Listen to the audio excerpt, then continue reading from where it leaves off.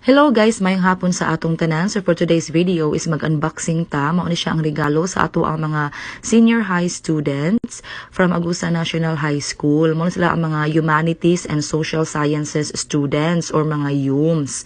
So diri sila nag-work immersion sa Butuan City Police Station 2 for more or less 3 weeks. O diba? So thank you kayo mga ma'am and sir sa inyong gihatag kanamo nga certificate of appreciation, and at the same time kaning water dispenser nga inyong gihatag kanamo. Very much appreciated gyud mga ma'am and sir.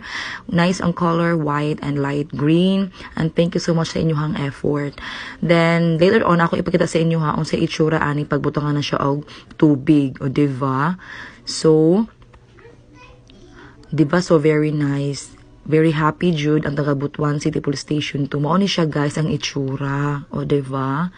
Then maupod ni siya ang certificate of appreciation. Oh, thank you so much. Then mao ni sila ang naghata, gi-receive sa ato ang CESPO nga si Chief Ray Bicar. Thank you so much.